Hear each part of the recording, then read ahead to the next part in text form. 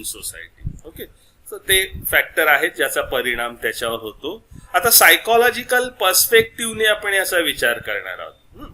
म्हणजे कोणकोणत्या मानसशास्त्रीय थिअरी ज्या आहेत, या मानसशास्त्रीय थिअरी सुद्धा तुम्हाला एकंदर लिंगभाव कसा तयार झाला, how the gender role was emerge, this theory is also talking about that.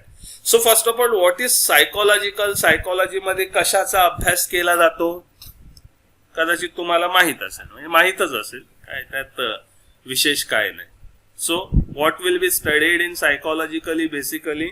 Omkar, हा बोल बोल बोल. Yes, mind. ओके, मनाचा. अजून? हा ओमकार, सांगता येईल काय?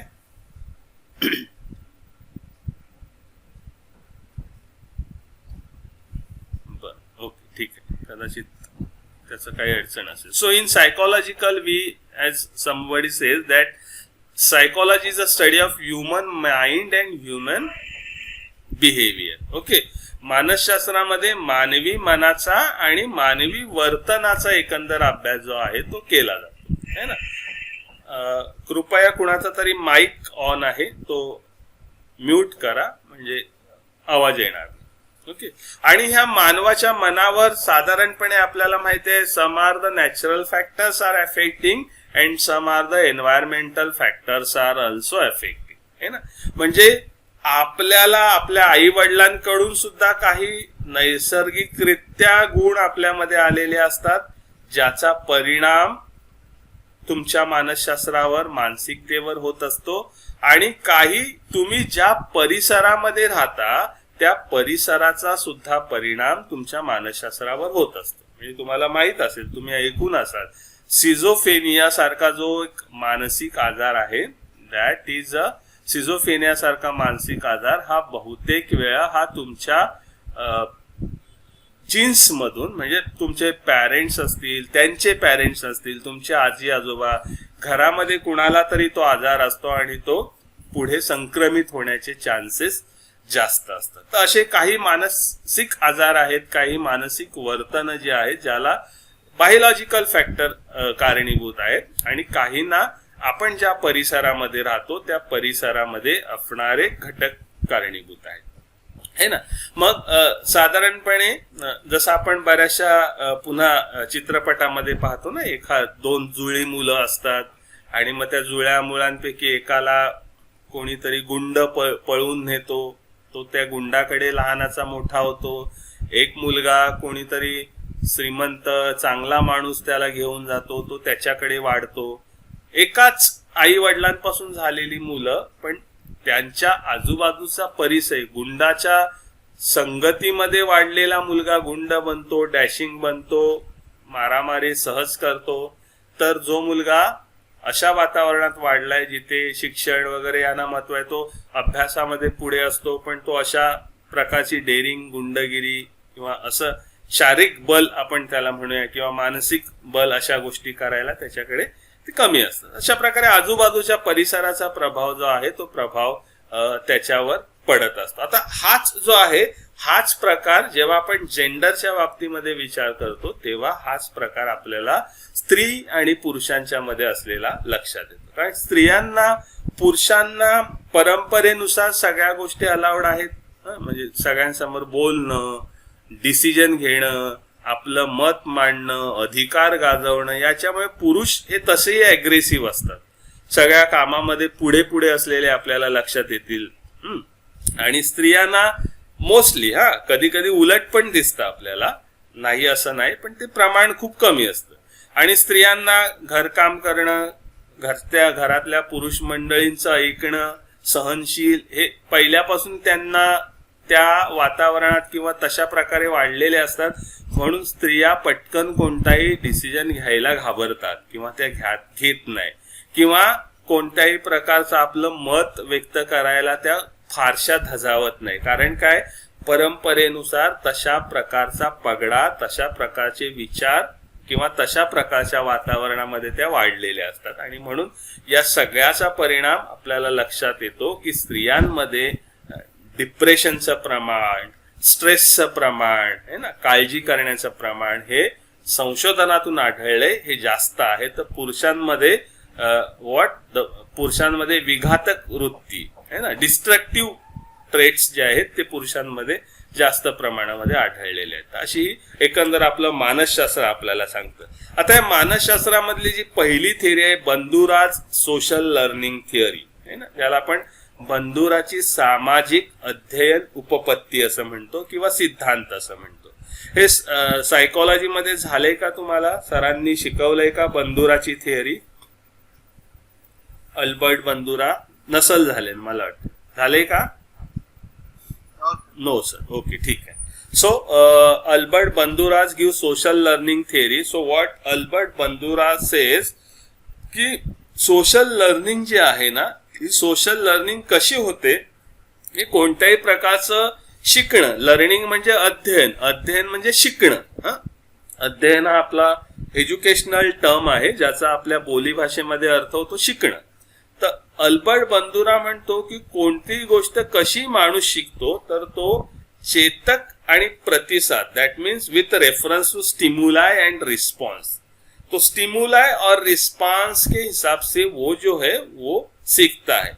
जैसे कि हमको पता है घर में अगर छोटा बच्चा है और हमने घर में कोई कैंडल जलाई है या हमने कोई भगवान के लिए दिया वगैरह जलाया है और वो बच्चों को पता नहीं, मतलब वो इतना छोटा है कि उसको पता नहीं कि वो कैंडल से हाथ जलता है या वो दिए पर हाथ रखने से हाथ जलता है, तो क्या करता है वो तुरंत उस दिए की तरफ, कैंडल की तरफ भागता है. और जब वो कैंडल को हाथ लगाता है और उसको जब मतलब क्या बोलते हैं कि उसको जब पेन होता है, चटका लगता है उसको, त्याला जेव्हा चटका लागतो, हाँ, जब वो थोड़ा सा उसको जलन होती है उससे, तो वो क्या करता है तुरंत अपना हाथ पीछे करता है. फिर अगर दूसरी टाइम अगर उसको वो कैंडल या दिया दिखाई देगा तो उसके पास नहीं जाता है. तो ये क्या हो गया, उसका अध्ययन हो गया. ही लर्न दैट समथिंग, उसको पता नहीं वो कैंडल है या दिया है, that something which is like which is burning, जिससे मेरे हाथ को जलन होती है तो उसको छूना नहीं चाहिए, वो सीख जाता है. तो उसमें what stimuli is that candle, उसमें चेतक क्या है, तो वो चेतक कैंडल है जिसकी तरफ वो आकर्षित हुआ and what the response he get, वो जल जाता है एंड ही लर्न, है ना, उसको हाथ रखता है, जलता है, फिर वो उससे सीखता है कि इसके साथ खेलना, इसको हाथ लगाना अच्छा नहीं है ना. सो सेम वे हमारे घर में हम देखते, ये उदाहरण मैंने यहाँ पे लिखा है कि अगर समझो घर में कोई बॉय है, लड़का है, और वो लड़का अगर डॉल के साथ खेलता है तो लड़कों को, मतलब छोटे बच्चों को, चाहे लड़का हो या लड़की हो, they expecting that if they are doing something their parents should appreciate them. अगर वो कुछ कर रहे तो पेरेंट्स लोगों ने उनको अप्रिशिएट करना चाहिए. तो अगर कोई लड़का डॉल के साथ खेलता है और अगर उसके पेरेंट्स उसकी तरफ देखते नहीं हैं या उसको अप्रिशिएट नहीं करते या उसको गुस्सा करते हैं, और ये अगर बार बार होगा, दूसरी टाइम भी वो लड़का डॉल को लेकर खेलेगा, उसके पिताजी या माताजी, मम्मी डैडी उसको इफ दे स्कोल्ड हिम और हिम, तो उसको क्या लगता है, अरे भाई ये इस चीज के साथ खेलना मुझे अलाउड नहीं है. फिर वो क्या करता है, कुछ दिनों के बाद डॉल के साथ खेलना छोड़ देता है ना. तो what he learn, stimuli is what, doll, and respond is what, how parents are behaving. And then what he learned that playing with doll is not my, it's not allowed for me. उससे वो सीख जाता है कि doll के साथ खेलना मुझे अलाउड नहीं है, मेरे पेरेंट्स गुस्सा करते हैं. वही अगर वो कार के साथ खेलता है, बैट बॉल खेलता है, तो पेरेंट्स उसको और प्रोत्साहित करते हैं. वही डॉल के साथ लड़की खेलेगी तो पेरेंट्स उसको प्रोत्साहित करेंगी. So whatever the stimuli, as per that stimuli, whenever we respond and from that respond we learn something, है ना. तो यही जो है ये बंधुरा की सामाजिक अध्ययन उपपत्ति है. इसको कहते हैं बंधुरा की सामाजिक अध्ययन उपपत्ति.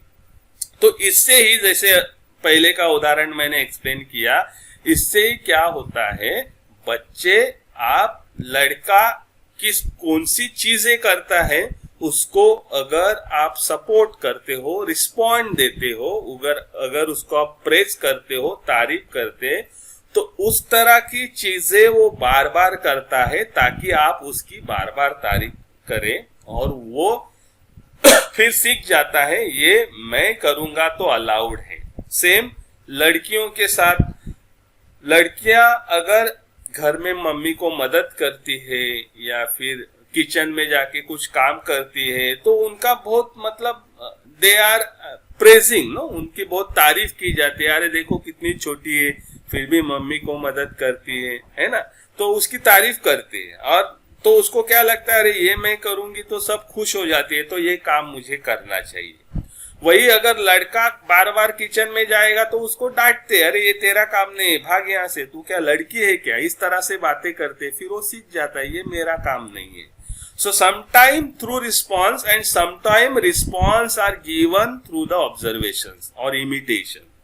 Sometime कुछ बार क्या होता है, हम वो लड़के, जैसे मैंने पहले कहा, घर में छोटे बच्चे बड़ों का निरीक्षण करते, दे इमिटेटिंग देम, और फिर वो देखते हैं घर में जो सब मेल है वो कैसे बिहेव करते हैं, किस तरह का काम करते, और घर में जो औरतें हैं वो किस तरह से बिहेव करती है, किस तरह के काम करते, और उससे वो क्या हो जाता है, अपने अपने रोल सीख जाते। So Bandura saying that masculinity and femininity we will learn through this social learning theory. So ये बंदूरा की उपपत्ति जो है, जो हमने यहाँ पे सीखी। So learning takes place through the stimuli, response, जो भी stimuli है उससे आप कैसे रिस्पॉन्स करते हो, उसके हिसाब से आपकी लर्निंग जो है वो लर्निंग हो जाती है। If you are responding positively, the boy और girl will continue with that work. If you are responding negatively, they will stop doing that kind of work, है ना। जैसे मैंने कहा कि लड़का है और वो समझो डैडी को मदद करता है उनके काम में, उनका कोई घर का बिजनेस है छोटा मोटा, उसमें काम करता है, तो उसको प्रेस किया जाता है, that mean response is given in positive way, तो वो सीखता है कि यस मुझे सब तारीफ करते हैं तो ये मेरा काम है, तो वो सीखता है कि ये मुझे करना चाहिए, है ना।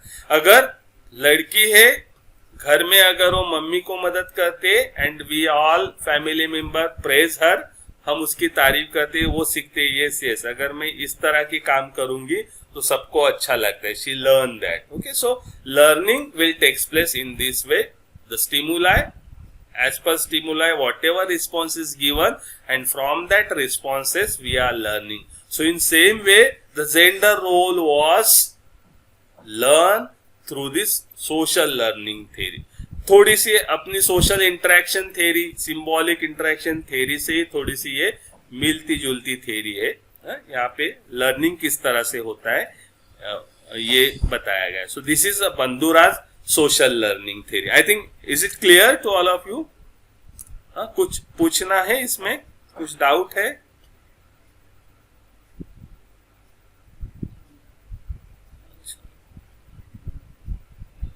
काय अडचण, काय डाऊट आहे याच्यामध्ये, या थिअरीमध्ये? Okay, fine, good, fine, okay, fine. आपण पुढच्या थिअरीकडे वळू, इव्हॅल्युएशन थिअरी, उत्क्रांतीवादी सिद्धांत किंवा उपपत्ती. So evaluation word itself, we are I think familiar with this word. Evaluation theory आपल्याला माहिती आहे, आपल्या our ancestor what kind of work they are doing, we know, किस तरह का काम करते थे वो, अपने पूर्वज जो थे क्या करते थे, अपना खाना वगैरह कैसे वो मिल, मतलब how they are getting their foods.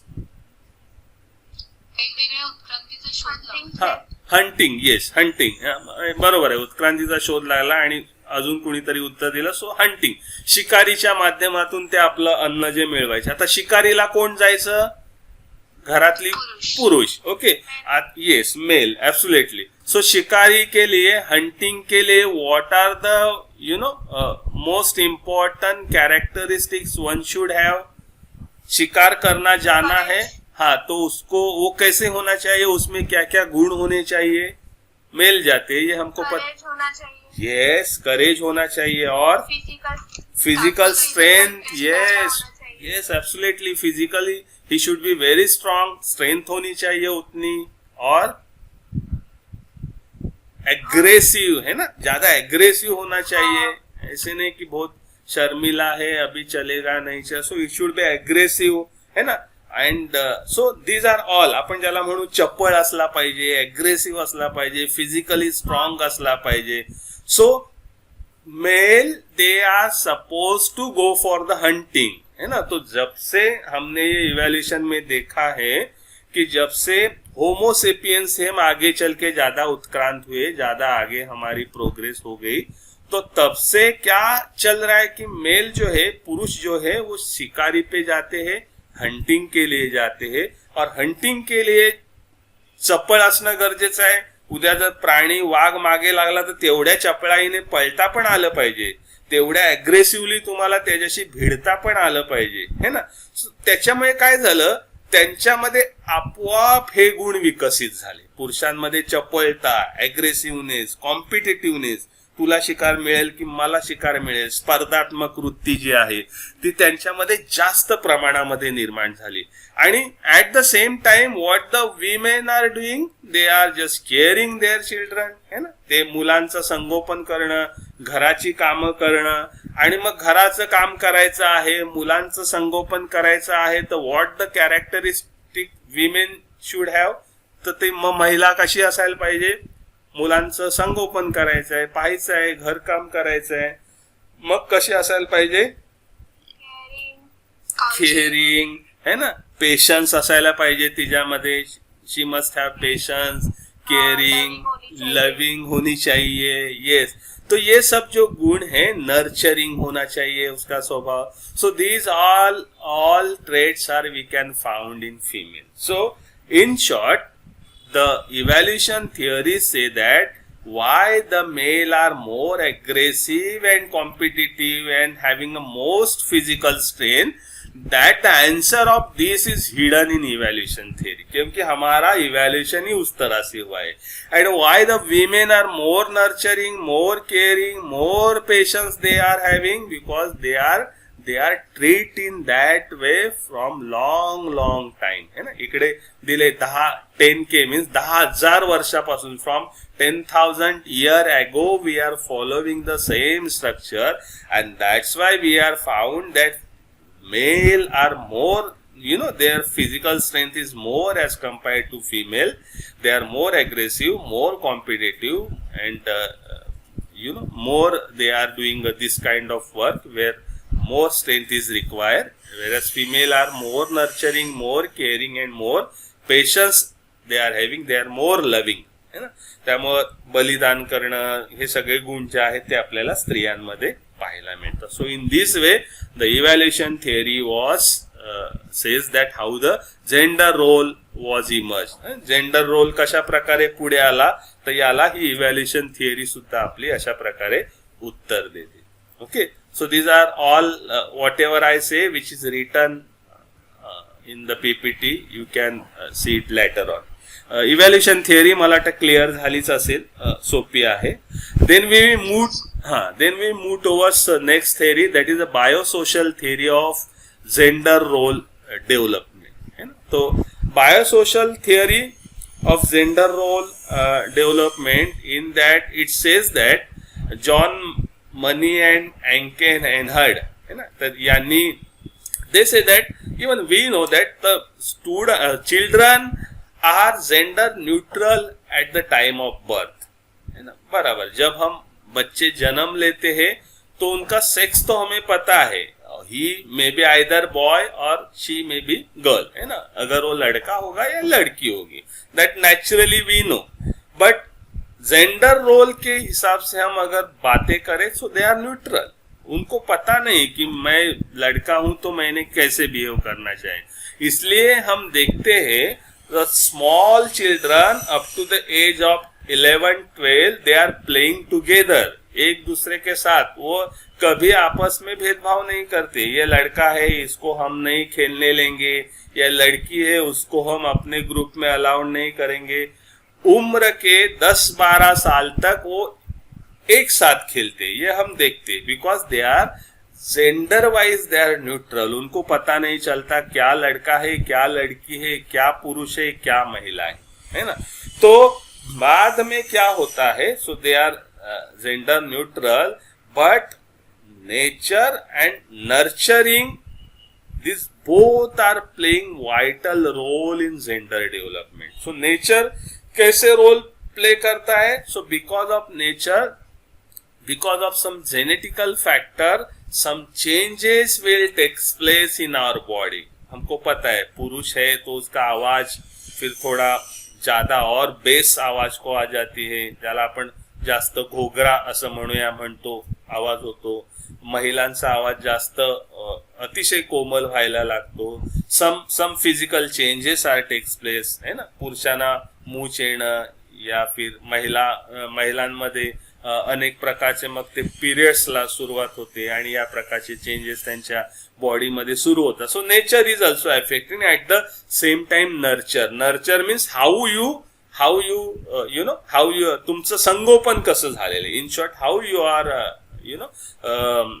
Handle by your family members, किस तरह से आपके फैमिली मेंबर ने आपका संगोपन किया है, आपका नर्चरिंग किया है, तो उसके हिसाब से we are learning what the role of as a male and what the role of female. इससे हम सीखते हैं बच्चे कि अभी पुरुषों का, मैं लड़का हूं तो अभी मैंने कैसे बिहेव करना चाहिए, कैसे रहना चाहिए, and being as a female मेरा रोल कैसे होना चाहिए, कैसे बिहेव करना चाहिए। तो ये थ्योरी भी सपोर्ट करते।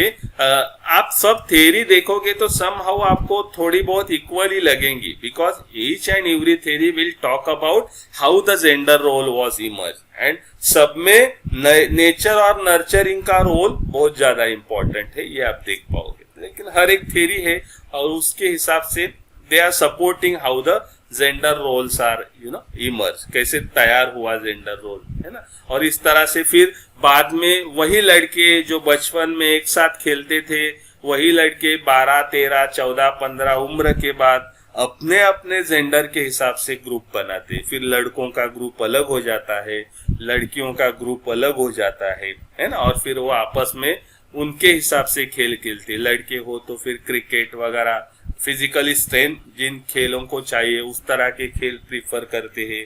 लड़कियां हो तो फिर डॉल के साथ खेलना और कुछ क्रिएटिविटी, एक्टिविटी जो लड़कियों से रिलेटेड, उस तरह के खेलों में वो हमें ज्यादातर इन्वॉल्व होते हुए देखते हैं। हालांकि आजकल हम पेरेंट्स और सोसाइटी लड़कों लड़कियों को दोनों को बहुत ही एक जैसे खेलों में भी हम उनको इन्वॉल्व होने के लिए मोटिवेट करते हैं, नहीं ऐसा नहीं। So these are all biosocial theory which are talking that childrens at the time of birth they are neutral and genetic factor, that means nature and nurture will affect, and from that this children follow expectation of elder, जो बड़ों का जो expectation है उसको follow करते हैं, and in that way we can say this gender role was decided. So this is a biosocial theory, and last one मैं यहाँ पे एक 10 मिनट आपके लूंगा और ये लास्ट की थ्योरी खत्म करेंगे। सो हमारा ये, so this is your biosocial theory, how the gender role was evolve or emerge. Fine, थोड़ा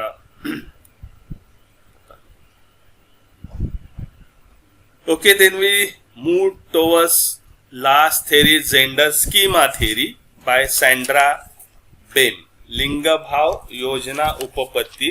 सॅन्ड्रा बेम यांनी ही थिअरी जी आहे 1981 ला यांनी ही थिअरी दिली। Okay, so as we know this meaning of male and female कैसे पता चलता है, लड़कों को लड़कियों को, how they come to know they are male or female or they should behave like a male or female, we know social interaction, हे आपण मगाशी पाहिलं की एकमेकाशी ऑब्झर्व करून, एकमेकाचं अनुकरण करून, through the observation, through the imitation, they will understand what is the role of male and what is the role of female, है ना। तो फिर शुरू में तो कुछ कुछ बातें, जब छोटे होते हैं तो क्या होता है, कुछ कुछ बातें सीखते हैं कि मम्मी कैसे क्या काम करती है, तो सीखती है कि अच्छा तो मैं भी मम्मी जैसी हूँ तो मैंने ये काम करने चाहिए, या डैडी क्या काम करते हैं तो मैं भी डैडी जैसा है तो मैंने ये काम करना है। कुछ कुछ बातें सीखते रहते हैं और फिर जो बातें सीखी गई है वो सब बातें इकट्ठा होती है और उनसे उनकी जेंडर आइडेंटिटी जो है वो जेंडर आइडेंटिटी तैयार होती है। मैं इससे अलग उदाहरण आपको दूंगा तो आपको ज्यादा समझ में आएगा कि घर में जब छोटा बच्चा होता है और छोटा बच्चा जब हम उसको अपने खिड़की में लेके, विंडो में लेके खाना खिलाते हैं, तो अगर सामने से कोई जानवर गुजर रहा है, समझो कोई कुत्ता गुजर रहा है ना, तो हम उसको खाना खिलाते हैं, उसको दिखाते हैं, वो देख भू भू, है ना। हम उसको कुत्ता वगैरह ऐसे नहीं बोलते, हम छोटा बच्चा है तो हम उसकी लैंग्वेज, वो देख भू भू, तो वो करते हैं हाँ भू भू। सो फिर बाद में क्या होता है, दूसरे दिन कोई शायद अपने विंडो के सामने से वही कुत्ता जाता है तो फिर हम उसको देखते हैं, वो देख भू भू, वो भी करते हैं हाँ भू भू। तो वो अपने दिमाग में फिट करता है ना। ये मैं आपको इसलिए बता रहा हूं ताकि बाद में आपको क्लियर होगा कि how the gender role was emerge.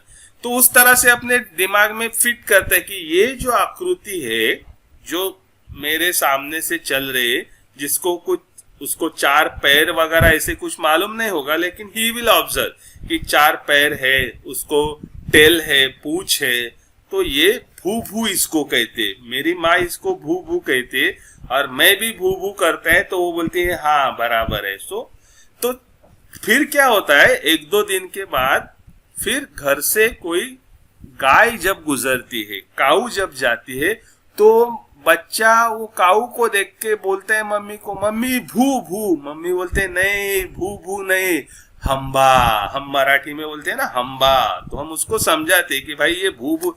तो ही विल गेट कंफ्यूज, अरे ये भी तो वैसे ही दिख रहा है, इसको भी 4 पांव है, इसको भी पूंछ है, तो इसको हम्बा क्यों बोल रहे, है ना। तो इसमें क्या होता है, फिर वो ही ट्राई टू क्लासिफाई, नहीं फिर उसको कुछ दिन के बाद समझ में आता है उसका कलर अलग है, उसकी थोड़ी स्किन अलग है, उसकी हाइट अलग है, ये बातें ही will try to differentiate. In same way जब बच्चा छोटा होता है तो through the observations and through the imitation उसको कुछ कुछ बातें समझ में आते हैं कि भाई लड़का है तो ऐसा ऐसा करना चाहिए और लड़की है तो ऐसा ऐसा काम करना चाहिए। सो जेंडर आइडेंटिटी विल डेवलप, और जैसे जैसे उसको ज्यादा समझ में आता है वैसे वैसे उसको लड़कों के और लड़की के काम, उसके बिहेवियर, उसके ड्रेस पैटर्न, उसके राइट्स, उसके सब कुछ समझ में आता है। और फिर वो बोलता है कि लड़का है तो उसको उसके ये बिलीफ है, this dress she should wear, these are the rights for the male, these are the rights for the female. So schema is nothing but a combination of all the characteristics, we can say. He organized set of gender related beliefs, dress and rights, that is nothing but a gender schema.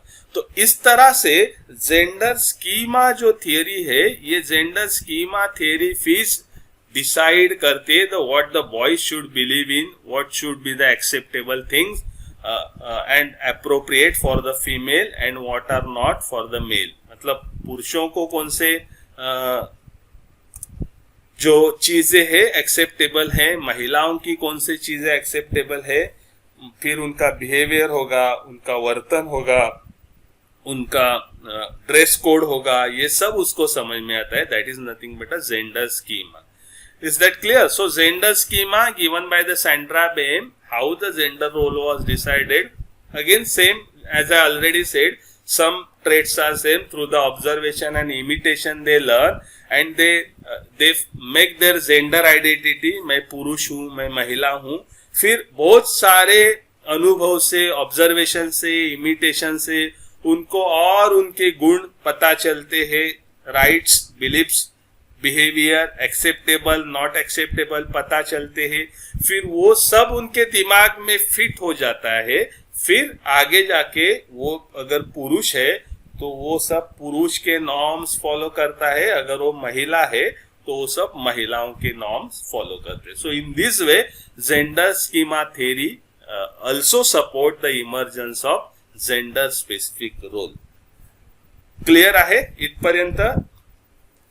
Okay okay कुछ okay okay तो this is okay thank you. So this is gender schema theory what I already explain that is written over here. So it's developed in Sandra Bem in 1981 and how the gender identity first developed, and through that gender identity more characteristics more of related to male and female they organize together, है ना. जैसे वो छोटा बच्चा ने organise किया ये कुत्ता है या काऊ है, गाय है, फिर उसने उसको बाइफरकेट किया, नहीं नहीं ये दोनों को चार पाए, चार या एक टेल है, पूछ है, लेकिन इसमें फर्क है.